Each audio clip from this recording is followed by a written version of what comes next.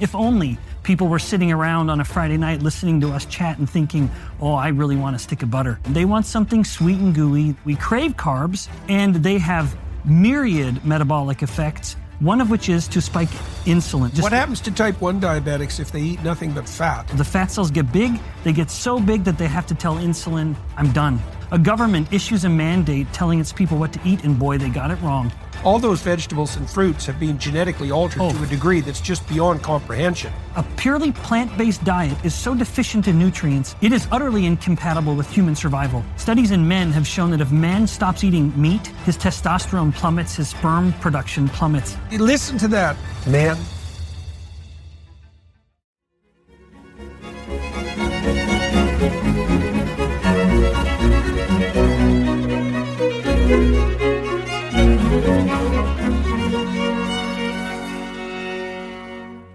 Hello, everybody. The first thing I think I'll tell you is that I'm on tour again from February through June, throughout the United States, in Canada, and in Europe. And if you want more information about that, go to jordanbpeterson.com and check it out so that you can come and see me and my wife, and if you're inclined to do that.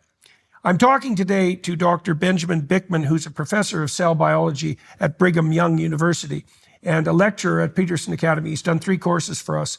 And we're talking today primarily because I'm interested in, and not me only, obviously, in the rise of the Make America Healthy Again movement. And I've been talking to the people who are integrally involved in that movement and trying to strategize about the direction. And that's a very complicated thing to do. And one of the things I want to do is figure out where the most bang for the buck might be had with the least amount of trouble. Almost every problem's like that. There's lots of causes of a given problem, but there's 1 or 2 causes that are 90% of the problem. And you want to focus there and maybe have a chance then. And so I talked to Dr. Bikman today about insulin resistance. And really, to put that in more simple terms, excess carbohydrate intake. And that's the carbohydrates that are rapidly transmuted metabolically into sugar. And that's pretty much all carbohydrates, by the way. And the fundamental problem with America's health is an abundance of carbohydrates. And so we discussed insulin resistance, which is a metabolic condition that arises as a consequence of too much carbohydrate intake. And then we discussed the multiplicity of cascading catastrophic health effects that produces. Type 2 diabetes being particularly well known, let's say, as a secondary consequence, but cancer, heart disease, erectile dysfunction, reproductive dysfunction, more generally, high blood pressure, you name it, immunological disease, depression, anxiety. There's almost no serious medical condition that's widespread that can't be traced to excess of carbohydrate intake. And so obviously, it seems to me, that's where the focus should be. And so we walk through the biology, we walk through the practicalities, we walk through some hypotheses about how that problem might be redressed at the government level, but also at the level of individual behavior. And so this is very important. There's likely nothing you can do that will improve your life more, both in the short run, but even more importantly in the long run, than to modify your diet away from high carbohydrate intake. And so we walk through why that is. So join us. So Dr. Bikman, I've been talking to the Maha people about their plans. And it's clearly the case that Americans, Westerners more broadly, but particularly Americans maybe, are suffering from a slew of unfortunate medical conditions. Mm-hmm. So what I'd like to know from you to begin with is if you had to rank order the magnitude of the medical problems that presently confront the West, let's say, particularly the US, how would you do that? And there's a very specific reason I'm asking. Yeah. You know, whenever there's a problem, maybe you can, if it's a complex problem, maybe you can point to like a dozen, 24 causal elements. But if you focus, you'll find that 3 of those are the major contributors. And you could spend an immense amount of time on all 24, or you could focus like hell, maybe on the worst problem, and gain 50% of the ground. If you spread your forces out across the entire panoply of problems, you're not going to get anywhere. Like, if there are 24 stakeholders in the system that are making America sick, and you take on all 24, all you're going to do is fight endless battles. So I'm curious, if you had to zero in, to where you'd get the most bang for the buck, when you look at the health of America, what do you see as the major impediments, the major problems? If you look at the top 10 killers, you can actually thematically lump them all into what I call the cardiometabolic crisis, where that encompasses the problems that are overtly metabolic, like type 2 diabetes, which is a top 10 killer. I think it comes in around number 6 or 7, but also number 1, which is heart disease. And now there are others in the top 10, like Alzheimer's disease, for example, that you wouldn't think. You'd say, okay, well, Ben's not including Alzheimer's disease in these cardiometabolic killers, and yet I actually am. Even certain forms of cancers are viewed increasingly as a metabolic problem. So it might be that I'm the guy with the hammer, and so I see the nail, but the nail is poor metabolic health. And that's certainly the focus of my efforts. But I like how you framed the question. As much as metabolic health is an underlying issue or a common soil from which all of these noxious plants are growing that we call diabetes, heart disease, Alzheimer's disease, COPD, chronic obstructive pulmonary problems, the alternative view isn't that these are each distinct problems. It's just that they're various manifestations of the same problem, namely insulin resistance being the most common disorder. Within the United States, a study published out of University of North Carolina a number of years ago found that 88% of adults have at least one part of what we call the metabolic syndrome, which is a kind of cluster of complications. Interestingly and tellingly, what we call the metabolic syndrome used to be called the insulin resistance syndrome. And as much as you framed it from a Western view, just to help people appreciate this, we're maybe around in the US, number 20 or so with type 2 diabetes worldwide. The Middle East, they're experiencing these problems far worse than we are. Even Southeast Asia, these countries where you'd look at the population and think, well, you look healthy, you're only maybe a little overweight. But there are ethnic differences where body fat, which is so important to this, will predispose people to these metabolic problems at varying levels. But to answer the question succinctly, the problem is a cardiometabolic crisis. And at the heart of this is this very poorly understood, poorly known, poorly discussed problem called insulin resistance. Okay. So lay out the relationship between insulin resistance and obesity. That's a great question. So insulin resistance, it's the most common problem. It's the most relevant for chronic disease. Naturally, we want to know, all right, well, where did the villain come from? What is the Breaking Bad story? I typically describe and teach that there are 2 paths. There's fast insulin resistance, which has its own noxious stimuli, that it comes quickly and it can go quickly. But then there is slow insulin resistance, and this touches on your question, so I'll answer it with that one in mind. One of the ways in which insulin resistance develops is by fat cells that get too big. Now, to really confirm, as much as we have an obsession on fat, on body fat, we actually look at it kind of incorrectly. We would say, okay, Jordan has 20 pounds of fat, whereas Ben has 30 pounds of fat. So Ben's naturally going to be sicker than Jordan. And yet it's not the mass that matters most. It's actually the size of each individual fat cell. This is why in that cardiometabolic crisis, the list of what's killing us, men die more from all of those except Alzheimer's disease. So if you look at the top 10, 9 of them go to men. And it's not even close. Men die more from these problems than women by orders of magnitude almost. But women are fatter than men. So it's clearly not an issue of fat mass. Per se. Yeah. So if you look at it as a percent body fat, a woman's going to be fatter than a man by design. That's supposed to be that way for reasons that we won't get into. But men have less body fat, but we have bigger fat cells. So I promise I'm answering the question. Yeah. But as a fat cell gets bigger and bigger, it's almost like a naughty little child who's taken the water balloon to the tap. Now they're filling it. Oh boy, you better take that balloon off or it's going to pop. Now the fat cell, acting in its own best interests, it has to adapt two ways to ensure that it doesn't pop. It doesn't want to die. In the body, we don't want our fat cells. We don't want any cell to die. That's a very messy, very inflamed process. So one thing, the fat cell, as it gets ever bigger, it can't turn off the fuel coming in. But what it can do is change the fuel coming out. So insulin has an absolute chokehold on fat cells. This is a little outside the question, so I won't quite get around to it yet. But insulin is an absolutely essential signal. As much as we focus on calories, insulin tells a fat cell to grow.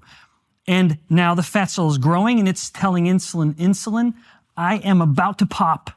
And so I have to stop listening to you. And so I'm going to become deaf, or I'm going to become resistant to what you're telling me to do.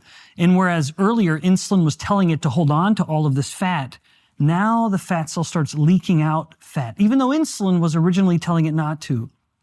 This creates a problem that we can refer to as ectopic fat deposition, because now the fat cell is leaking out these things called free fatty acids. So blood fat levels are going up. Now, that's not normally a problem necessarily, but that should only happen when insulin is low. Now we have this weird state where insulin is high, which should be telling the fat breakdown to slow down. I'm getting into deep biochemistry actually really quickly. No. So normally if insulin is up because we've eaten some carbs and stuff, then fat in the blood would be down because insulin would be telling the fats to hold on to it. But now, or when we're fasting or low carbohydrate diet, then insulin is down and now we're mobilizing more fat. So normally the biochemistry in the endocrinology is such that if insulin's high, fats are down. If insulin's low, fats are up. Unless the fat cells are overfilled or have undergone hypertrophy or a growth expansion, now you have high insulin and high fats. And so the body can't burn that fat, it has to store it. And so now we start storing fat in tissues that are ill-suited, like the pancreas is getting fat. Why isn't it just excreted? Wow, that's a great question. So actually, if you'll allow me, I love that you just asked the question why. I tell my students that when you ask a scientist a why question, especially a cell biologist, my answer is God only knows. So I don't know why God designed the system to work that way. Why not excrete the fat? But maybe it's because historically the probability of prolonged nutrient availability at that level was like zero. Oh yeah, for sure. Right. I mean, we're living in a very unique day. Yeah. So the rule would have been historically, if you have extra food, hold on to it because hard times are coming. So that is in fact reflective though of insulin's effect. It is so determined to store energy that it will literally depress metabolic rate. It will prevent any wasting of energy. So that's the first problem with touching on the question of what's the connection between obesity and insulin resistance, because there is a connection. So the fat cells get big, they get so big that they have to tell insulin, I'm done. I can't get any bigger, so I'm gonna leak out the fats even though you don't want me to. But then there's a second feature that just compounds the problem, which is as the cells are getting bigger and bigger, and fat cells can grow unlike any cell in the body. No cell in the body is capable of the expansion that a fat cell is capable of, much to our chagrin. But as the fat cell's getting bigger and bigger, they're pushing each other further and further away from capillaries, from the smallest base unit of the blood vessel and all of its life-giving oxygen. And as it's getting pushed further and further away, the poor chubby fat cell is becoming hypoxic or it's suffocating. And in an effort to ensure its survival, it starts slowly dripping out these pro-inflammatory proteins called cytokines, basically just hormones that turn on inflammation. And there's a whole bunch of them, dozens of them. But some of them will correct the problem. It's like a trail of breadcrumbs, and rather than Hansel and Gretel coming, it's getting to the capillary and stimulating the growth of a new blood vessel. And so it's kind of the fat cell's way of crying out, hey, I'm lacking oxygen, come feed me. And so we have that happen. So both of these things, we pity the poor fat cell. It's become so filled because of our lifestyle, which is a whole other topic worth diving into, but it becomes insulin resistant to ensure its own survival, spreading fat to be stored throughout the body, and then it becomes pro-inflammatory to try to correct its blood supply, and that then, the inflammation is one of the fast causes of insulin resistance that I alluded to a moment ago, that any time inflammation is turned on the body, yes, that is an immune process, but the overlapping of the immune and the metabolic is profound. Just a moment ago, you and I were speculating on why the system may be designed the way it is. One thing we know for certain is that of all the systems in the body, the immune and the metabolic are not only essential to survive times of deprivation and to defend the host, but they work hand in hand. After all, what good is it trying to mount an immune response if the warriors don't have any energy to work with? So anytime inflammation is up and it's staying up, that's going to cause insulin resistance. And indeed, it is one of the main causes of insulin resistance. Okay. Are you ready for a fresh start after the holiday indulgence? Make 2025 your healthiest year yet with Balance of Nature. Those Christmas cookies and holiday feasts were great, but now your body's craving something different. That's where Balance of Nature comes in, the perfect way to reset your health this new year. Getting your daily fruits and vegetables has never been easier. Balance of Nature takes fresh produce, freeze dries it to preserve nutrients, and delivers it in a convenient capsule you can take anywhere. No additives, no fillers, no synthetics or added sugar, just pure fruits and vegetables in every capsule. It's that simple. Are you ready to transform your health in 2025? For a limited time, use promo code Jordan to get 35% off your first order, plus receive a free fiber and spice supplement. Head over to balanceofnature.com and use promo code Jordan for 35% off your first order as a preferred customer, plus get a free bottle of fiber and spice. That's balanceofnature.com, promo code Jordan for 35% off. Balance of Nature, promo code Jordan for 35% off your first preferred order, plus a free bottle of fiber and spice. Okay, so let's walk through this from stage one and also let everyone know what the health consequences are. So I'm going to start the outline. You tell me if I get it wrong and elaborate wherever you want. All right, so we have access to an endless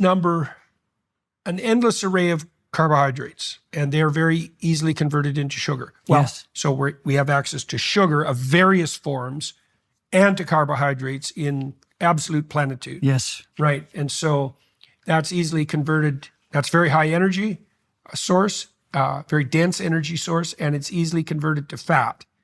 And so that's what happens. And the reason that happens is because we're evolved for lean times and we store excess energy like a grizzly bear or a camel. Yep. And we do that so we don't starve to death in the winter. And thank goodness for it. Right. And you see this, I guess some of the proof of that is that islanders who tend to be evolved to get through lean times, they're very, very efficient in their metabolism. If they go on a North American high carb diet, they just balloon. Oh, yes. Yeah. Okay. So now, too many carbohydrates and sugars, too much fat. Now, the consequence of the fat is manifold. One of the consequences is, or you alluded to two. One is that insulin resistance increases, and the other is that inflammation increases. Yeah. Okay, so I think what we should do first is we should outline the role of insulin in bodily metabolism. Yes. Okay, so why don't you do that and then tell everybody why insulin resistance is bad. Because what you've done so far is make a case for why it promotes cellular fat cell function. Yeah. But it also has catastrophic effects systemically. Okay, so talk about what insulin does and then talk about what insulin resistance does. Okay, because just so everyone's clear, what we're trying to do here is we're trying to zero in on the most egregious of the multitude of health problems that might plague us. And we're making a case for insulin resistance as perhaps the worst. It contributes to all sorts of diseases, but it's also highly associated with obesity, which has a variety of health problems as well. Okay, so let's focus on insulin to begin with. Tell people what insulin does and then what insulin resistance does. Yeah, brilliant. Yeah, insulin is an absolutely essential hormone in the body. As much as I am going to go on in the next few minutes and paint the picture of it being a villain, it's critical. If you don't have it, you have a disease called type 1 diabetes and you will die. Type 1 diabetes used to be a death sentence. In the absence of insulin, the body will not last long. And so it is here for a purpose. We need it. However, we need it to work in our favor. And to do that, we need it to be generally keeping in a normal range. And so you just a moment ago framed the question by pointing a finger at carbohydrates. I agree with that completely. That's a whole topic.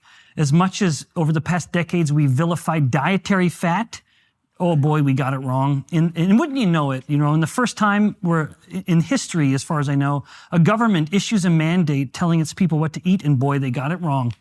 No surprise, right? That has happened so often when you take things to that level. So if we put the blame where it belongs, not only are carbohydrates the only macronutrient that people have an addiction for, no one's addicted to fat, no one's addicted to protein. If only people were sitting around on a Friday night listening to us chat and thinking, oh, I really want a stick of butter. No one. They want something sweet and gooey. They want something salty and crunchy. So we crave carbs, and they have myriad metabolic effects, one of which is to spike insulin. So this is answering the question of what does insulin do? Insulin's most famous effect, but not its only effect, and I would even say not its most important effect. Its most famous effect is to look at that rise in blood sugar or blood glucose and say, that's beyond homeostasis. This isn't right. If that stays high for long, it's going to start harming the body, because hyperglycemia alone is pathogenic. And so insulin acts as a hero and says, your problem, I'm going to take care of you. It brings the temperature back down like a thermostat, the perfect example of homeostasis, brings the glucose back down to normal. And then insulin, having done its job, retreats back into the background, if you will. But what's its chemical role in relationship to the conversion of carbohydrate to energy? Oh, yeah, right. That's a great question. Yep. So glucose, you'd mentioned a moment ago, and as you did so, I sort of couldn't help but think of the kind of a metaphor of like engines, where glucose, the body has two primary fuels. At any moment, it's either sugar burning, blood glucose, or fat burning. One is like a kind of race car engine. Boy, it's going to be really quick, and you don't have a lot of fuel, and you're going to get terrible gas mileage, but boy, it's going to be a quick ride. The other is like a big diesel engine, rumbling down the roads of Alberta, going across the Trans-Canada Highway and taking its load. It's going to go forever. It's never going to run out of fuel. That's the fat metabolism. That's fat metabolism. Yeah. And now the next question is, well, who decides? Insulin decides. Insulin, once again, when it comes to any metabolic effect, you need never go further than insulin. There are other hormones that want to pretend that they matter.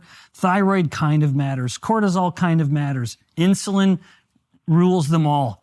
And insulin, if it's up, it dictates it's time for sugar burning. If insulin's down, then the body says, all right, it's time for fat burning.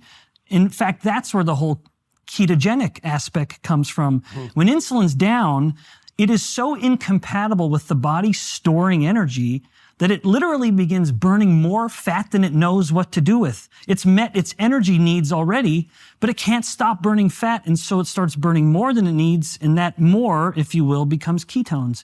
It's sort of a metabolic release valve, like a pressure release valve of a way of saying, I'm burning more than I need, and so I've gone beyond what the cell requires, so ketones are going to become a good alternative. But then back to, or transition. Would you think that like historically, again, over an evolutionary time span, easily digestible high sugar carbs would have been essentially non-existent, right? It would have been. Imagine what we would have had to do to get them. We either had to prepare for battle against a hive of bees. Right. And when we could find them. Yes, when we could find them, or further, when we could find a digestible carbohydrate, maybe berries or something, because people need or tubers. Yeah, that's right. Right. We have to appreciate that what we eat is either going to defend itself by claw or by chemical. And a plant doesn't have the advantage of running away or attacking back. So if we dropped any number of us in the wilderness, good luck. Yeah. Well, even if you're surrounded by plants. We have to understand too that, like, we might think that historically human beings existed on the kind of vegetables that we have now, or fruits, but all those vegetables and fruits have been genetically altered to a degree that's just beyond comprehension. I mean, if you look at the origin plant of corn. Yeah. I mean, it doesn't look anything like, No. it looks nothing like Even corn. look at an apple. Like Right. Look at an apple 100 years ago. It was these teeny little crab apples. Sour things. Now they're these big juicy sugar bombs. Yeah, exactly. But the more we eat these sugar bombs and they're like, the more glucose is going up, the more insulin has to come up. And now we've come to what I believe is in fact the main driver of insulin resistance as I transition to insulin resistance, which is too much insulin. And people may hear that and think, well, hold on, you're talking about insulin resistance. Too much insulin is the main cause of insulin resistance. And lest it seem a little unexpected, it is a fundamental biological principle. Too much of something will cause a resistance to that something. Right. Whether it's body or soul, if we are exposed to a stimulus over time, that noxious stimulus, it becomes noxious and we try to adapt. Well, dose matters, right? There's lots of things that are That's healthy exactly right. in proportionate dose. That's okay, exactly so right. now we're eating carbs continually, let's All the say. time. So we're relying on this fast energy source. One consequence of that is storage in fat. Yes. One consequence of that is if there's too much storage in fat, is that triggers its own form of insulin resistance. But you also alluded to an insulin resistance, I believe, that's merely a consequence of insulin that spikes too high. That's right. So there's multiple reasons for insulin resistance in a heavy carb-loaded diet. Oh, yes. All of them become relevant there. Yes, so we've now kind of gone to both here. The slow insulin resistance is the slow and steady growth of the fat cell, which we outlined earlier. And that's a consequence of insulin being up, telling the fat cell to grow. And then the fat cell saying, okay, insulin, what do you want me to grow with? It's the calories. So you have to have both for a fat cell to grow, an insulin stimulus and sufficient calories to fuel the growth. Then we have the fast insulin resistance. I mentioned inflammation, that is one. And then the other one, that is the main one, I argue, is too much insulin itself. And then once the body becomes insulin resistant, now you really can start going down that list of chronic diseases that are the top 10 killers.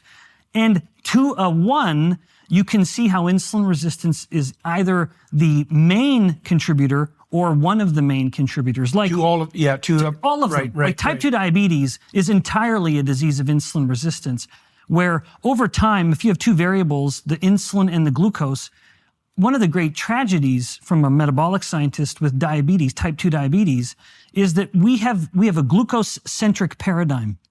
Just to use this as an example of how insulin resistance contributes to disease, the conventionally trained clinician only looks at the glucose. They may not have even ever measured the insulin. And when I give these kinds of talks to physicians, they can't even wrap their head around insulin being a marker that matters. And yet the irony is it's the one that matters most. Because over the life of the person with type 2 diabetes, their insulin has been going higher and higher and higher. But the glucose is staying normal. Blood glucose. And so when they come in for their annual checkup, the physician just says, well, glucose is normal, so you're good. But you have high blood pressure. Well, guess what the leading cause of high blood pressure is? Insulin resistance. Or they may say you have fatty liver disease. Right. Guess what the leading cause of fatty liver disease is? You have early signs of cognitive decline or dementia.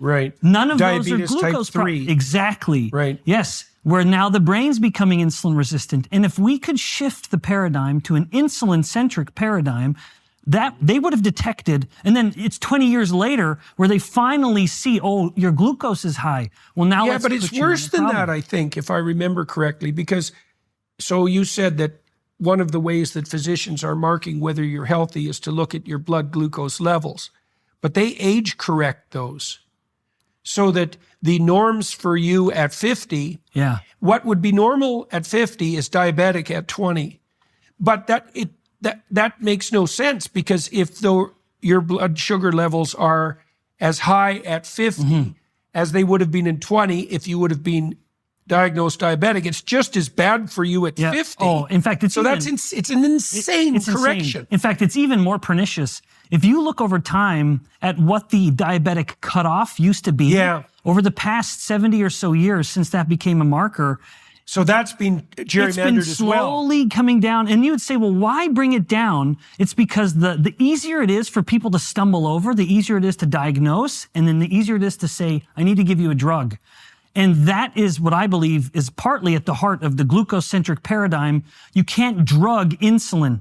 It's too stubborn. There's no drug that's going to push your insulin down, but there are drugs that will push your glucose down. And so it's a hell of a way to diagnose someone with a problem sooner and give them a drug prescription, multiple drug prescriptions. But the great irony, or I would say irony as if it's an innocent mistake. Murderous irony. Yes, the more the clinician is pushing the glucose down, indeed, with some medications that push the insulin up even higher, they actually kill the patient more. Even though you've corrected their blood glucose problem, just the absolute proof, it's not the marker that matters. It's certainly not the marker that's causing disease. So the more aggressively you're giving the diabetic more and more insulin, type 2 diabetic, more and more insulin to push the glucose down, they become 3 times more likely to die from heart disease. You're literally tripling their risk. Which drugs do that? Yeah, that will be drugs like a class of drug called sulfonylurea, which is what's called an insulin secretagogue. It basically takes the beta cells and says of the pancreas that make insulin, say, hey, we know you're already working overtime. It's not enough. We need to put you in the gulag. You got to work double shifts, and we've bumped up. So it drives the insulin levels up. That drives the sugar levels down. Yeah, so again. But it increases insulin resistance across time. That's exactly right. So they get fatter and they die faster. Cancer risk doubles. Alzheimer's risk doubles. It's because those aren't How common are those drugs? Oh, extremely common. Even more common is just giving the type 2 diabetic insulin directly. You're literally giving them more of the very thing that's killing them. Okay, so distinguish between type 1 and type 2 diabetes before we go on. When you think about what makes a business truly successful, it's not just about having a great product. It's about having the right tools behind the scenes that make selling effortless. That's where Shopify comes in. Nobody does selling better than Shopify. They're home to the #1 checkout on the planet, and here's the game changer. With Shop Pay, they're boosting conversions up to 50%. In today's world, your business needs to be everywhere your customers are, whether they're scrolling through social media, shopping online, or walking into a physical store. Shopify powers it all, seamlessly connecting your business across the web, your store, customer feeds, and everywhere in between. And here's the truth. Businesses that sell more sell on Shopify. Upgrade your business and get the same checkout we use with Shopify. Sign up for your $1 per month trial period at shopify.com/JBP, all lowercase. Go to shopify.com/JBP to upgrade your selling today. Shopify.com/JBP. Well, you and I can both, there aren't a lot for some Canadians to be proud of, but Banting and Best, 2 legendary scientists from Ontario, were the first to discover the one hormone that was absent in type 1 diabetes. At the time, it was called juvenile onset, because it was something that would manifest around the age of 10 years old or so. But in type 1 diabetes, that is when the body has killed its own beta cells. Is that an immune problem? An autoimmune disease. It's an autoimmune disease. Yep. So the body has, for some reason, said to the beta cells of the pancreas, you don't look familiar, so we're going to kill you. And so the person has no beta cells, no insulin, no way to control metabolism, and they kind of burn to death, if you will, in a way. They just. What happens to type 1 diabetics if they eat nothing but fat? Yeah, well, that's a great question. In fact, this allows a transition into the actual dynamics of fat cells. So if you had if you look at the earliest diet that was given to type 1 diabetics before they started using insulin, it was almost entirely carnivore. Yeah. You look at these old-fashioned prescriptions, it was this much fatty meat. And it would say fatty meat. Don't eat meat that is too lean. Right. It's because these are fuels. Fat is a fuel that doesn't need insulin to tell it what to do. Yep. It can get into the cells of the body. The brain, which doesn't use fat, it readily uses ketones, which you'll make plenty of if you're burning a lot of fat. And so that would be the best way to ensure the type 1 diabetic lived as long as possible. But the great tragedy, when we discovered what was missing, Professors Banting and Best, by giving these patients insulin, that changed things. Now these people could live a long, happy life, but it shifted the paradigm, which was eat whatever you want and cover it with your insulin. That is a term. Any parent listening to this who has a child with type 1 diabetes will have heard this. Asinine advice.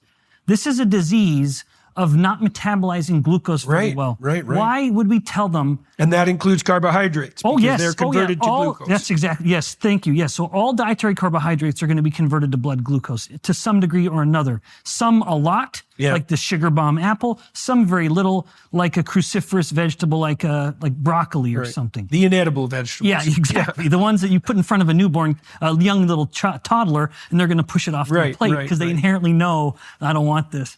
Yeah, so the type 1 diabetic, what used to be a carnivore diet basically became the same standard high carb diet. But you look at these poor kids with type 1 diabetes, it is a life of constant fluctuations, the constant anxiety. And yet now we know in human studies, what happens if you control the carbs, get them off the roller coaster? Sure enough, it flattens. It's a flat line, and their insulin dose just plummets. And depending on how much you have to pay for insulin, that's a wallet-saving therapy. Let me summarize. So human beings have two metabolic pathways. The one that we relied on until very recently wasn't the carb pathway. That's really an emergency and windfall metabolic system. Quick burning, limited supply. Yeah, I mean, we have enough carbs to fast. Like truly, if a human was just relying on their, you don't even have to go that dramatic. You have someone fast for 24 hours, they've essentially burned through all of their mobilized carbohydrate storage, their glucose storage. That's done. It's gone.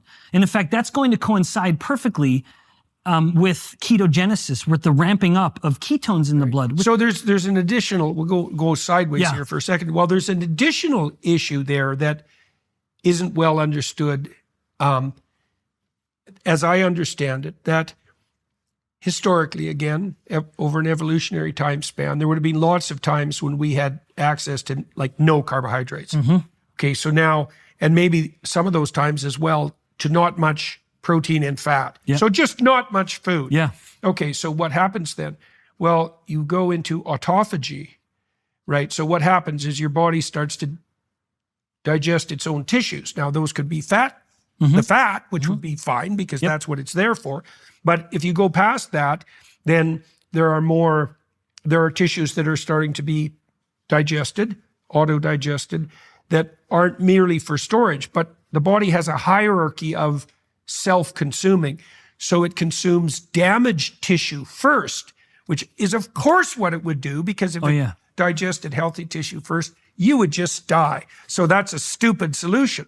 Now, the advantage to digesting damaged tissue is that when you have access to food again, you regenerate.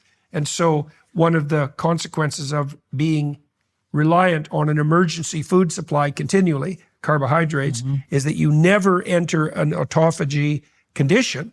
And so you don't repair yourself very well.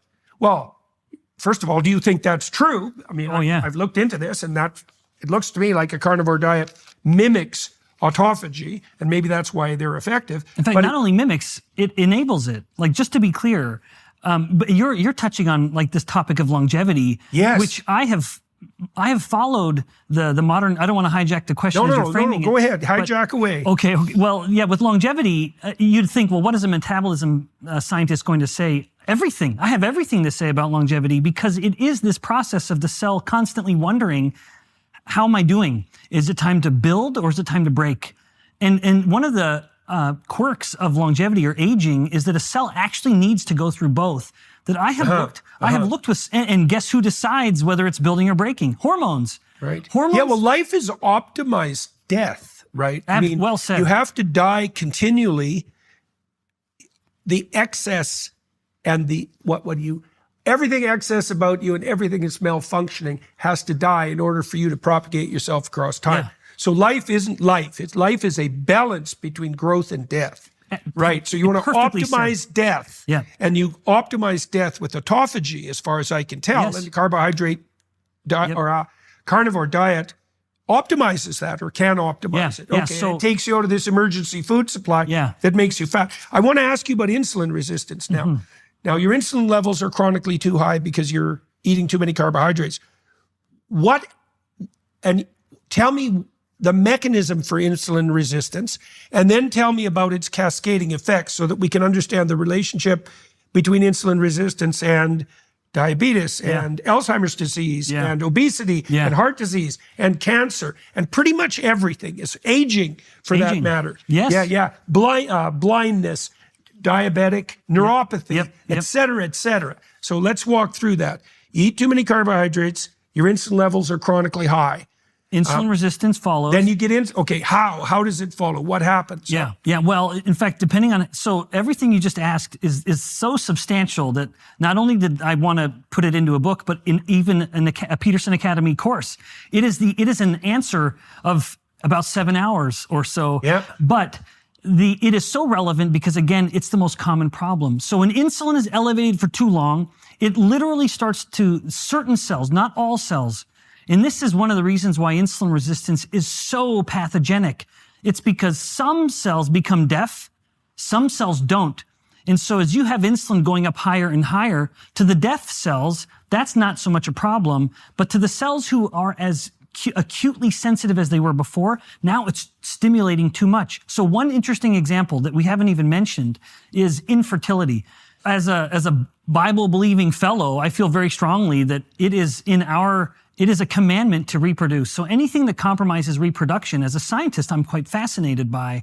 The most common forms of infertility in men is a problem called erectile dysfunction. The most common problem in women that's a problem of infertility is polycystic ovary syndrome. Both of them are caused by insulin resistance. But it's a perfect example of the kind of two-sided problem where insulin resistance is on one side of the coin, insulin isn't working very well, but you always have the other, which is that insulin is elevated. So these are two sides of the same coin. And these two problems of infertility, which again, we hadn't even mentioned yet, are both a reflection of one or the other. So in the case of polycystic ovary syndrome, most common infertility in women, people don't appreciate that all estrogens, or maybe I'll back up. In order for a woman to have a normal ovulatory cycle, she has to have a big spike in estrogens. So there has to be a big estrogen spike, and then it facilitates ovulation. If she doesn't have this big spike in estrogens, the eggs in her ovaries are able to grow, but one never becomes the dominant and actually ovulates. And if one doesn't ovulate, all of those eggs stick around, so then they become cysts.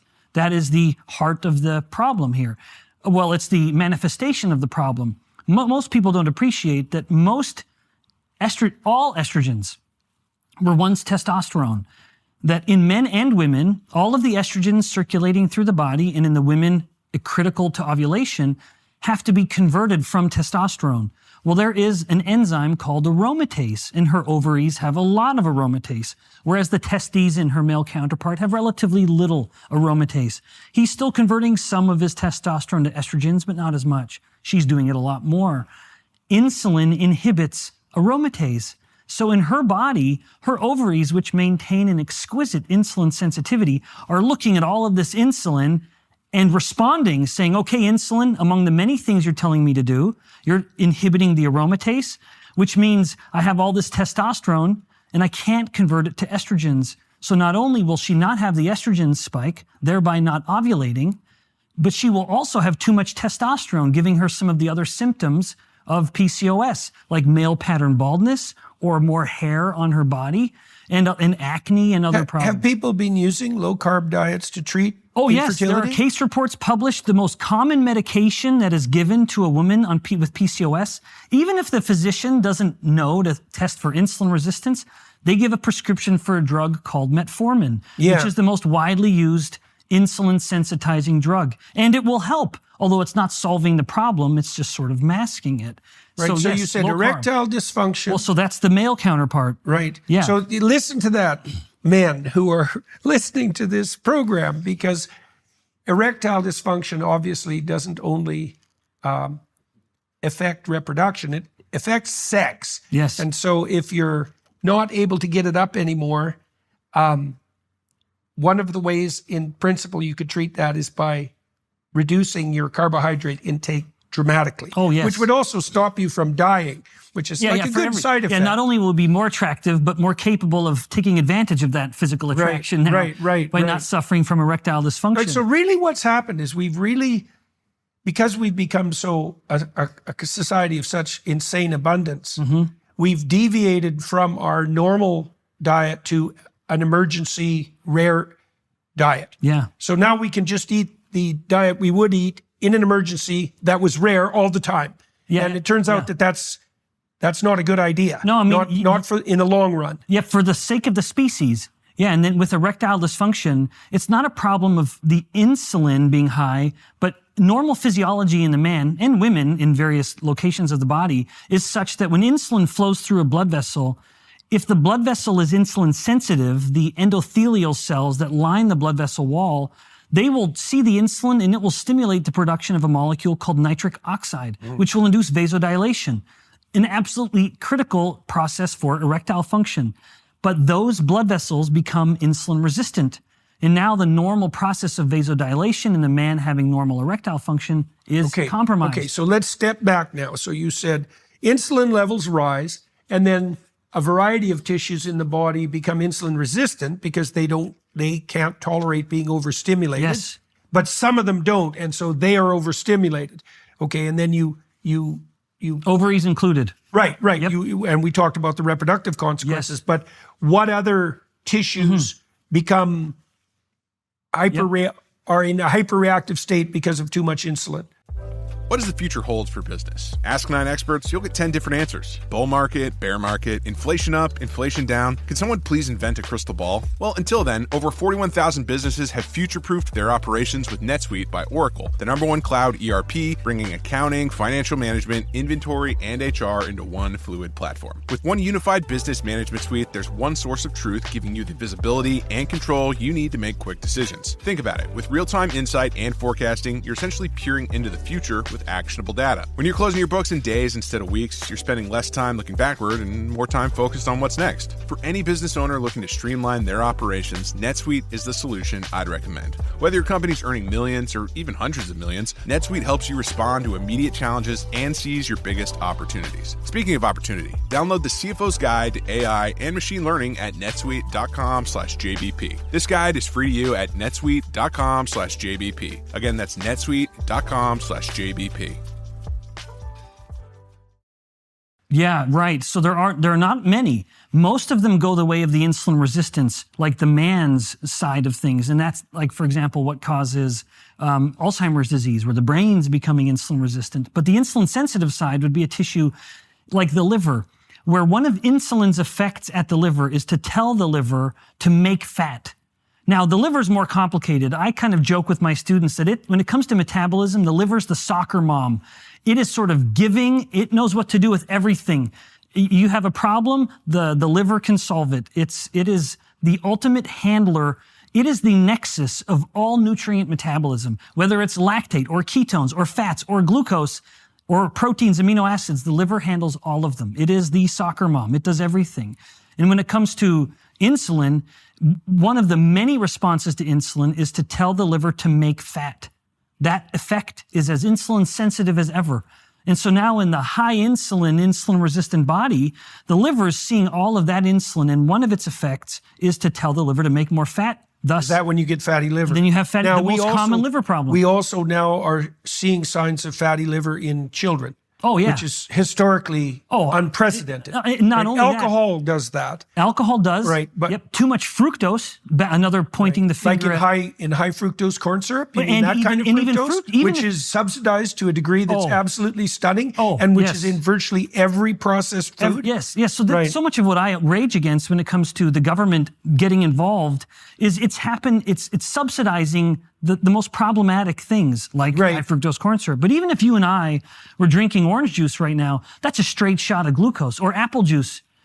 If we were meant to drink that fructose, then we wouldn't even have to eat it with the apple. You think you and I could drink 4 apples worth of fructose and not even think about it. Right. And yet we'd never want to sit there and eat 4 apples because the fiber and things would want to slow it down and we'd feel a little more full.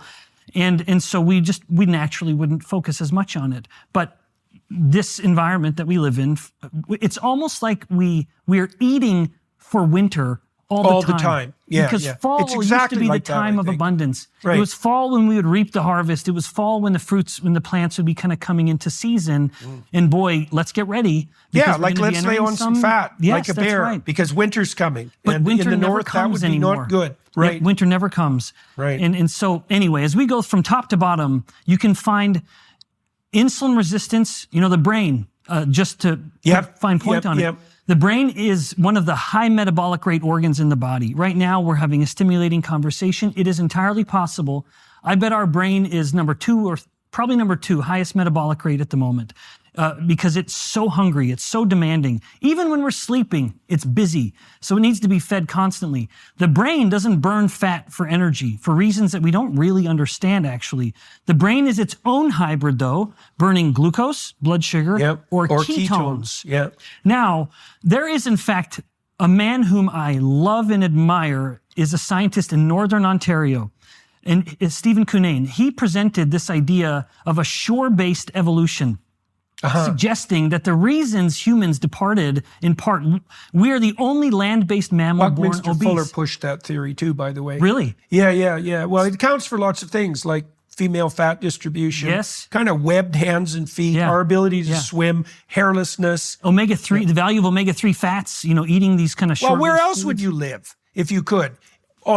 Not in the prairies of Alberta. No, on a that's warm for sure. beach where there were lots of shellfish. Absolutely. Obviously, that's pretty straightforward. It would be a good way to do it. So the brain has these 2 fuels, glucose and ketones. Ketones are utterly unregulated. If they're going up, in fact, one of the things I love disabusing my students of is the false idea that glucose is the preferred fuel for the brain. Yeah, right. Every sort of knuckle-dragging, mouth-breathing professor will just spout that off without actually knowing a thing about brain metabolism. Yeah. The reality is, if someone has glucose levels at 5 to 6 millimolar in a normal range, and they're fasted or on a ketogenic diet, even when their ketones get to 1 or 2 millimolar, so over here, the brain has already shifted so that up to 60+% of its energy is coming from the ketone. So don't when it tell has me, a choice, it'll pick ketones. Indeed, and when the moment ketones come relevant. online, the brain switches. Even if there's still way more glucose than ketones, don't tell me this is the preferred fuel, when this one, even at a fraction of the level, is already the dominant source. Right. So the brain... That's so cool. We've been talking to my daughter in particular, this guy here in Arizona, who runs an old folks home, and he's been, so it's like a palliative care old folks home, and he's been putting his charges on a ketogenic diet, and people are leaving his home. Yeah, it is one of the great sort of swept under the rug. Right. So do you know, like, if you have someone who's suffering, especially from early stage Alzheimer's, which we've discussed as type 3 diabetes already, if you switch them to a ketone diet, have there been studies done already showing what the consequences of that, the short-term consequences for cognitive function? Because that'd be the fastest way to test whether that was helpful. Yeah, so as a clinician, you'll appreciate this. But as a biomedical scientist, I sort of am frustrated by the lack of other studies, but the number of case reports that are being published just keeps climbing, that the brain, as it becomes insulin resistant and it can't get as much glucose, it's like the rhyme of the ancient mariner. It's this sort of metabolic, this version of it where even if the body's hyperglycemic, if the brain is insulin resistant, it's basically, crying out, glucose everywhere, nor not a drop to drink. Right. It can't use that glucose because it's insulin resistant and it needs insulin to help open the doors to get the glucose in. But the ketones are unregulated. So to the case reports, yes, there are documented peer-reviewed instances where you can take a patient whose cognition is so compromised, they can't tie their shoelaces or they can't draw out the face of an analog clock. You'll give them a piece of paper and a pen, draw out the clock, 1, 2, 3, and so on. Put them into ketosis, have them do those tests again. They can tie their shoes. They can draw the face. That quickly. It's still a little, within hours. Jesus. Within hours. I wonder if anybody's tried that with 45-year-olds for fluid IQ tests. Because that'd be a quick test, right? You take the same people. I should talk to Michaela about that because we could do that study really quick. Take 50-year-old people. Take obese 50-year-old people. Now you're talking. Do a fluid IQ test. Put them in ketosis, which would take like 48 hours. Yes. Yeah, about that. Or nowadays you can drink ketones, for goodness sakes. They've become so obviously beneficial. My university just won the cross-country national championship. So how fast could you put someone into ketosis? Within an hour, depending on what you're drinking. So you could bring them in for one day. You could give them fluid IQ test, put them into ketosis, and give the test again. Yeah, you could even do it sort of placebo. Right. One day after another, you're drinking something, then you're drinking You want to do that? Let's do it. That's the beauty of basic science. We could fund that. Well, the brain thrives on ketones. My own lab, we've published reports documenting how when a person's in ketosis, we actually had people, and we were pulling fat biopsies from their belly, little pieces of fat, taking it to my lab and testing the metabolic rate. The metabolic rate went up 3 times. As soon as they're in ketosis. As soon as they're in ketosis, the fat tissue just starts, it basically signals when ketones are up, insulin's down, it's sort of party time with metabolism. It's let's just get moving stuff. Metabolic rate goes up, autophagy turns on, things. That quickly? Oh, yeah. Okay, so how would you put someone in a state of ketosis with a drink? Yeah, so how do you do that? There are multiple different, now ketones have become so obviously beneficial. It increases metabolic rate. It helps people physically perform better. Race car drivers take it. Tour de France athletes take it. Cross-country athletes take it. It's a viable fuel. So as ketones have become more and more accepted for all their benefits, there's been a bit of a race to say, all right, well, how can we do this best? And there are multiple different versions, from the lesser effective but much cheaper things called ketone salts. Then you go through the ketone esters, and then you get the bioidentical ketones. And they're all of kind of varying efficacy. As they get more effective, the price goes up. But I'll say, having seen my beloved Baba, my grandma up in Alberta, die from Alzheimer's disease, it is so terrifying that one of the reasons I adhere to my own low carbohydrate diet is because I want to keep my brain as healthy as possible. The fact that I stay lean and healthy, well, that's just a plus. Even my fear of cancer. Cancer cells don't use ketones, they use glucose. And so all the more reason to keep my glucose in check. And so with regards to that specifically, so are there studies indicating a decrease in the rate of cancer propagation on zero-carb diets? Yeah. And are they case studies? So that's a really good question. And I'm going to respect how you framed it, which is, can you prevent the cancer? There's no paper on that. What there are papers on is looking at untreatable, particularly brain tumors. This is where most of the research is at the moment. At Boston University, they are absolutely leading the charge on this. One of the most effective therapies they're doing is putting them into deep ketosis. If they have an inoperable brain tumor. And it can take an inoperable brain tumor and not only stop it in its tracks, but literally start to shrink And it. is the shrinkage a consequence of autophagy? Well, yeah, absolutely. So coming back to a topic you mentioned earlier, certainly it's part of autophagy and probably just good old-fashioned necrosis. You simply are dying because you can't survive.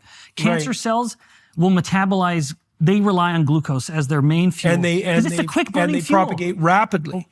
So they're more dependent on glucose than ordinary cells. And they don't want to have to rely on blood flow. Where they basically are growing so quick that they outpace the blood flow. And glucose doesn't need oxygen to burn. It can be fermented.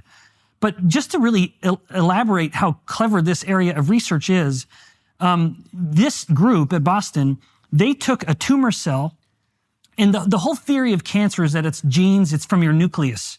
It's a nuclear genetic disease. And yet they took the nucleus from a tumor cell and put it into a healthy cell, and the cell was totally normal. It didn't do anything. They literally transplanted the genetics. Now, what they also did was take the mitochondria, the powerhouse of the cell. That's where you're burning the ketones and the fats. Then they put the mitochondria from the tumor cell into a healthy cell. It had cancer. It became a cancer cell. So they're changing the entire paradigm of cancer, saying that it's not a genetic So are the cells adapted to glucose metabolism? Are cancer cells adapted to glucose metabolism? And if you force them to rely on something other than glucose, they die. It's incompatible with their rate of growth, and they can't sustain it. So ketones are at the front. See, I've also read that if you're undergoing radiation therapy, for example, or what's the chemical treatment? Chemotherapy. Yeah. More specifically, chemotherapy, that if you put yourself into ketosis, you have much less, you have much modified negative reaction to the chemotherapy. In fact, that much is less. The negative side effects. You think about chemotherapy, it really is a matter of the oncologist, the cancer physician saying, how much poison can I give you? So that enough of you survives, but I kill what we don't want, namely the cancer. So chemotherapy is is a miserable way to go. And I have my own strong thoughts on the very field of oncology and the use of chemotherapeutics. I think by and large, most of them are not worth the trouble. Not worth the trouble. Right. That you maybe will live another week, if anything, and you will have bankrupted your entire family doing so. But Right. But even back to the glioblastoma, the inoperable brain tumor area, part of what they've shown is that ketogenic diets can act as a kind of adjuvant therapy. Right. That the actual amount of dose of the chemotherapy required Can be much lower. is much, much lower. Right, because and you're far already more effective. compromising the tissue. You're already killing them. Right. Now you're just pushing them over the edge. I mean, this is so much. This is why I beat this drum so loudly. That you look at, like, we at the end of this conversation, one of my great hopes is that someone listening opens up their morning medicine cabinet and they take out their 2 medications for their diabetes. They take out their medication for their blood pressure. They take out their medication for their PCOS or their erectile dysfunction, thinking because there's different pills, these are different problems. Right. And yet if they start to institute just the simplest, albeit not easy, but the simplest lifestyle changes to start correcting the glucose, correcting the insulin, they'll find, much to their delight, that those medications can just stay in the medicine cabinet. They're correcting their problem one at a time. Are you tired of being held back by one-size-fits-all healthcare? Of having your concerns dismissed or being denied that comprehensive lab work you need to truly understand your health? I want to tell you about Merrick Health, the premier health optimization platform that's revolutionizing how we approach wellness and longevity. What sets Merrick apart isn't just their cutting-edge diagnostic labs or concierge health coaching, it's their commitment to treating you as an individual. Their expert clinical team stays at the forefront of medical research, creates personalized, evidence-based protocols that evolve with you. Unlike other services that rely on cookie-cutter solutions, Merrick Health goes the extra mile. They consider your unique lifestyle, blood work, and goals to craft recommendations that actually work for you, whether that's through lifestyle modifications, supplementation, or prescription treatments. And with a remarkable 4.9 out of 5 rating on Trustpilot, you know you're in great hands. The best part is you can get 10% off your order today. Just head to merrickhealth.com and use code Peterson at checkout. That's merrickhealth.com, code Peterson for 10% off. Stop guessing and start optimizing your health today with Merrick Health, because your best life starts with your best health. Okay, so let's go back to the beginning of the conversation and just summarize. So what we were attempting to do right off the bat with regards to the MAHA movement was to focus on the Pareto distribution, bang for the buck. It's right. Where's the biggest criminal? Let's stop that. And maybe we don't have to worry about anything else. And maybe we could stop one thing. And what would that be? Well, you talked about insulin resistance, and then we tied that to diet. That's high carb, high sugar diets cause insulin resistance. Well, then what does that cause? Well, causes insulin resistance, causes obesity, which also causes insulin resistance.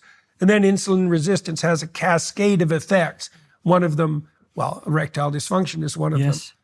Alzheimer's is one of them. Cancer is one of them. High blood pressure, heart disease. Right. These are very bad things. Oh yeah, the biggest of the bad. Right. So we're really at the root of the cause of the so-called multiplicity of negative consequences. Yeah, and you said root.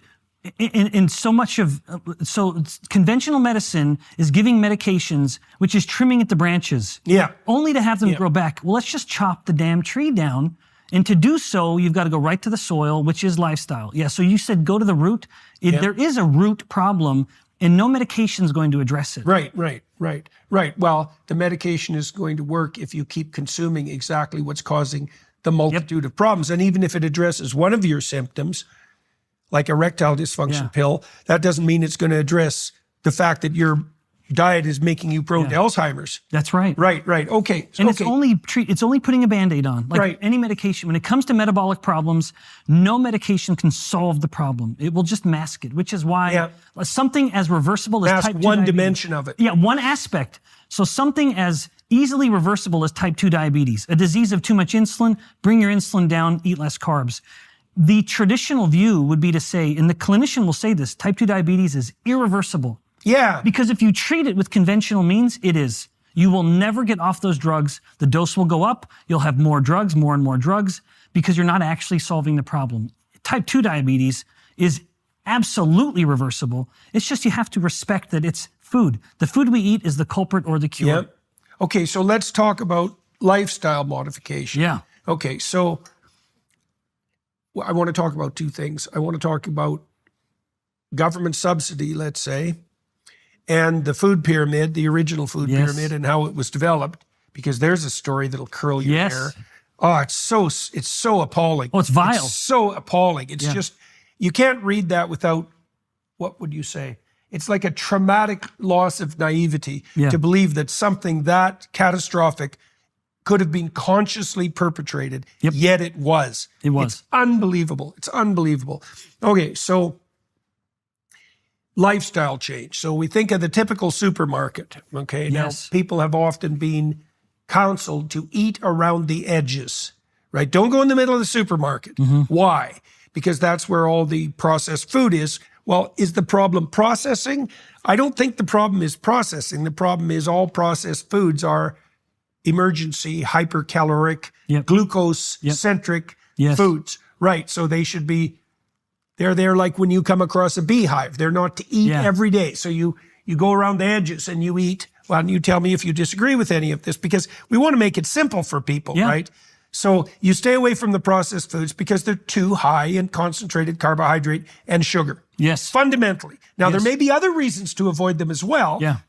The chemicals that are in them, the fact that they've been designed to be addictive, etc. But to me, that's trivial compared to the fact that, no, mostly they're just the equivalent of sugar. Okay, now you graze around the edges. That means the kinds of vegetables you don't really like, right? Dairy, including butter, including yogurt, all of that. So that's food that people actually like. Not sweetened yogurt, no sugar. Stay away from the damn sugar. Meat. And that's about that, fundamentally. Right. And definitely don't drink soft drinks. No, it's absolutely. I mean, you don't want your food to come from, the less you are able to formulate a diet where your food isn't coming from bags and boxes with barcodes, the better off you're going to be. And the way you just described it, you've done it. To me, I mean, first and foremost, we have more in common with a wolf, digestively speaking, than we do our closest animal relative like chimpanzees or apes or any other primate. If you look at the digestive system of chimps spend 8 hours a day chewing. They have to eat constantly because it is such a nutrient deficient diet. Their colon, their large intestine, is substantially bigger than the humans because they have to ferment so much. Moreover, and brain comparatively smaller. Very small brain, very big intestines. And that's the vegan evolutionary pathway, by the way. And you want to shrink your brain, remove animal-sourced foods from it, and you'll be like your other primate cousins and start to shrink your brain. But unfortunately, you don't have the colon to ferment as much as they do. Moreover, you're probably not prepared to eat your own feces, which is what they'll do to get vitamin B12. A purely plant-based diet is so deficient in nutrients, it is utterly incompatible with the human survival, let alone human reproduction.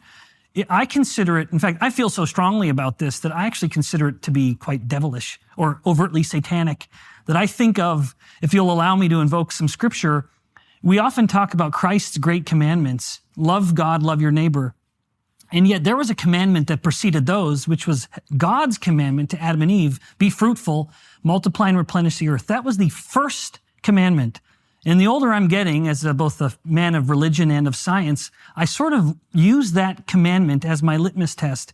If this is an ideology or a principle or a practice that is going to make it harder for people to reproduce, there's something fundamentally wrong with it. Then there's something wrong with it, and I must reject it. And so even when it comes to diet... reproductive capacity is species health across generations, right? It's the equivalent of health, except across generations. So obviously anything that's anti-reproduction in its essence is, there isn't anything more pathological whether you invoke God, whether the commandment to Adam and Eve, or whether you invoke evolution, whose great design is to just have an advantage to reproduce, you all come back to reproduction. See, one of the things I'm seeing on the Maha side is that it's difficult to bring unity to the field of preventative medicine. I mean, many people are concentrating on the panoply of chemicals that are in like Fruit Loops, and fair enough. Fair enough.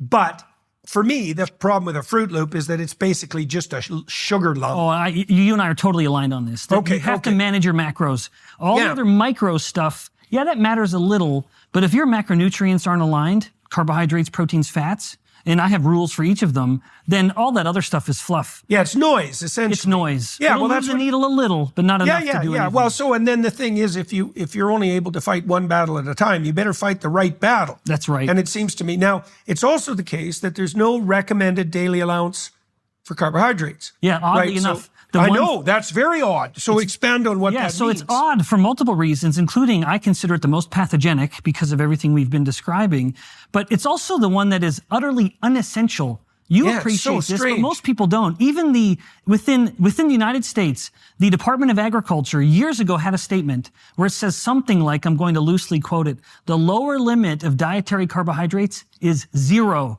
Right. 0 is a low limit, man. Yeah, that's a pretty low number. That's for sure. And yet, that's the one you tell me to eat the most of, born from the food guide pyramid and its ill-fated ideology, or born from the modern obsession, sort of a pseudo-religious view that we can't kill anything, and what a naive view. Life is death. Everything that is alive benefits because something died before it, and we benefit from all of that stuff. So we have this kind of perverse, shifted view of nutrition where we focus on carbohydrates. The one thing we literally don't need to eat it. There's no such thing as an essential carbohydrate. And yet 70% of all calories globally come from carbohydrates. So they do have the advantage of being cheap in the short run. Yeah. You know, especially if it's subsidized, it's cheap for the person that's who's a separate purchasing it. issue. Like, because you could imagine, you know, humanity's been solving a sequence of problems. And one problem, and it was real, was there just wasn't enough calories. Okay, so you probably want to address that so people don't starve. And fair enough, and maybe you can address that more cheaply with corn than with beef. Okay, and so there, we've given the devil his due, but that doesn't mean that that constitutes an optimized diet. And that's where I think the people who created the food pyramid were criminal. Criminal. Yeah. Because the story, and this is a story you're fleshing out, is that the base of the pyramid, so that's where you get the bulk of your calories, according to the hypothetically scientific guidelines of the government, which were never scientific in the least, right from the beginning, is that that's where you should derive the bulk of your calories. Yes. And then fats and meat are a tiny element of that. And that's, they knew from what I've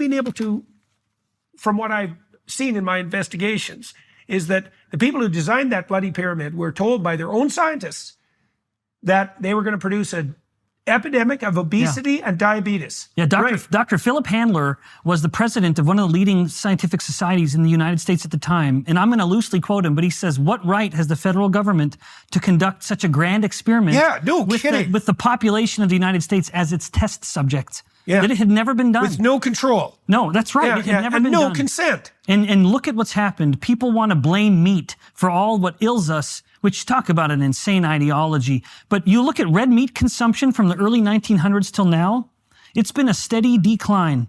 And yet what's happened to heart disease, even at the superficial 30,000-foot view, blaming meat for the ills of these diseases of civilization, these plagues of prosperity, it makes no sense. Well, meat now we've got the bloody plummeted. Greens who are doing the same thing. And, you know, the globalist utopian vision, this is the C40 vision. This is a consortium of municipalities all around the world, including many of the world's biggest cities.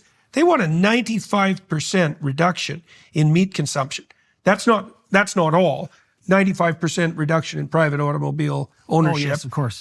One short-haul flight per person every 3 years. Oh, my. 3 items of clothing per year. That sounds like a perfect way to enslave people. Oh, it's just beyond comprehension. But the meat element is particularly egregious as far as I'm concerned, because there are forms of agriculture that are meat-intensive, that revivify soil, and the idea that that's contributing to something like a climate catastrophe, that I can't imagine a stupider lie than that one. Although there are some. It is tragic because, for multiple reasons, just as a fun aside, when studies in men have shown that if man stops eating meat, saturated fats in particular, his testosterone plummets, his sperm production plummets. Like, this is antithetical to human production. Wouldn't you think that that's an evolution, that's a biological sign of scarcity? Yes, that's right. Well, it's no bloody wonder that you don't reproduce. Don't reproduce now because all you have to eat is broccoli. Yeah. Right.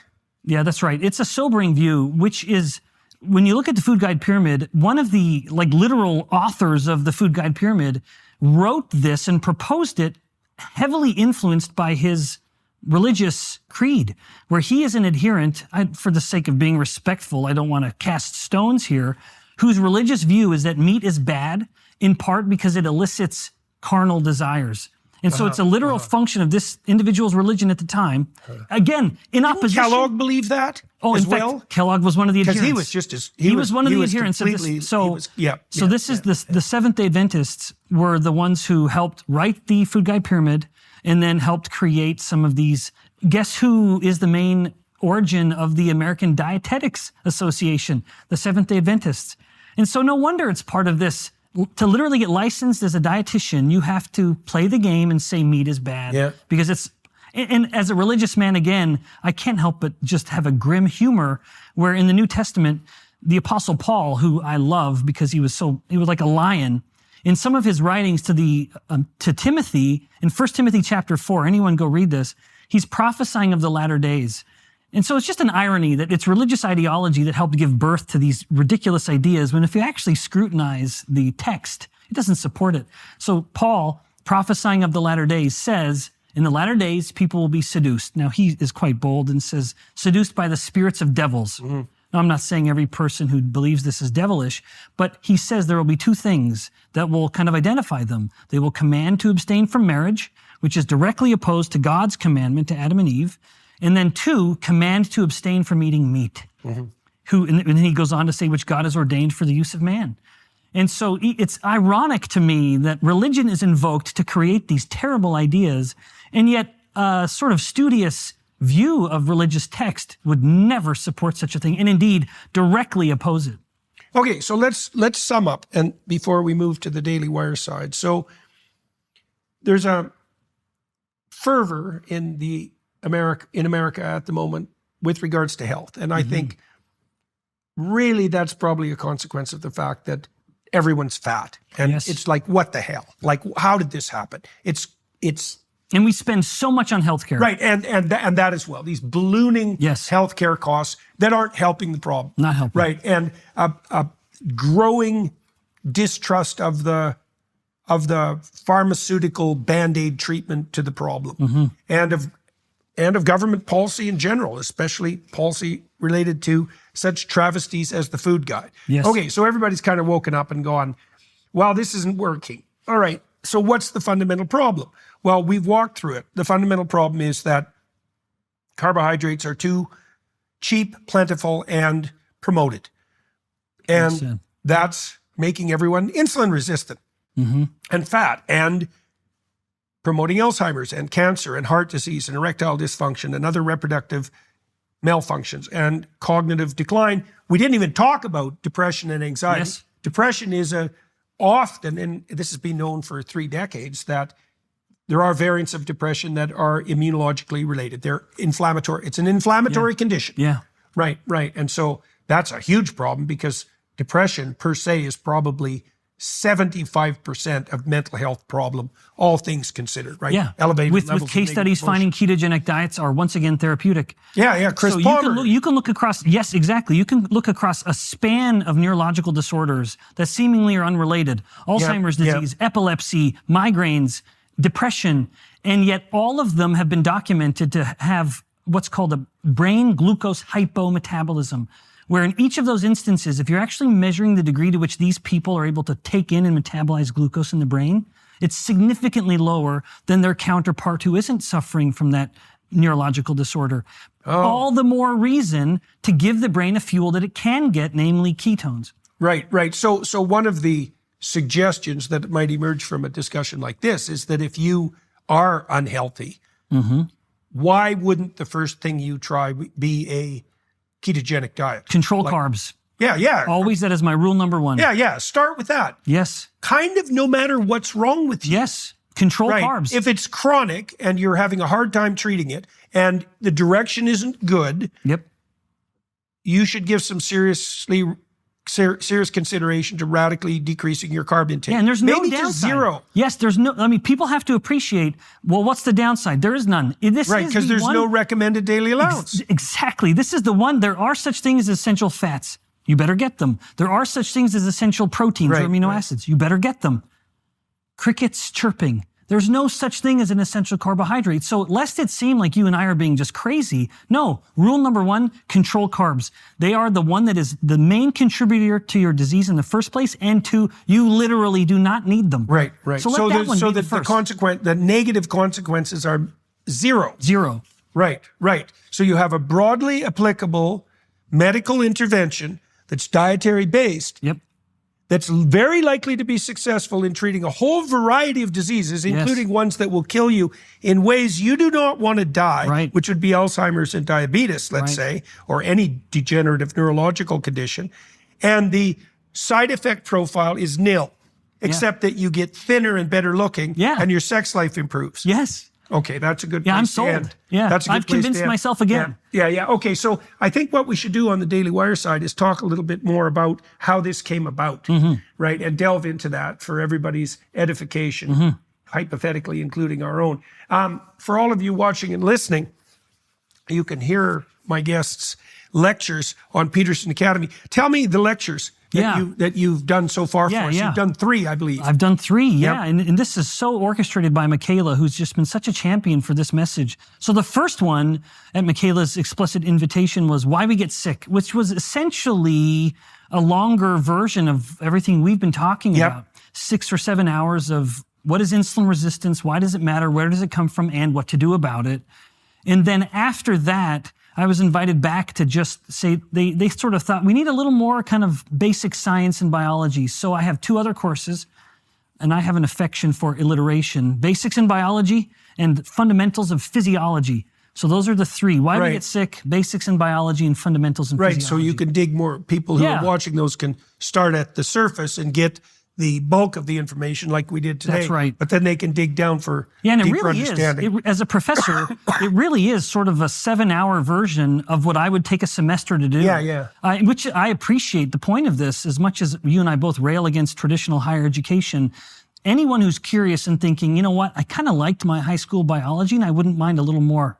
Well, I got the class for you.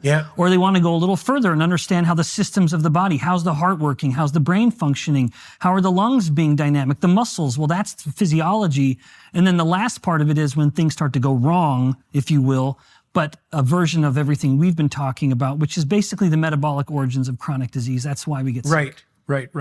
Okay. Well, I think that's what we'll focus on the Daily Wire side, but I want to tilt the conversation again, or focus the conversation more with regards to pathological policy in the past and why that emerged, because it really is a story that'll just, it just curdles your heart to understand what was done to the American population with the food pyramid. It's beyond comprehension.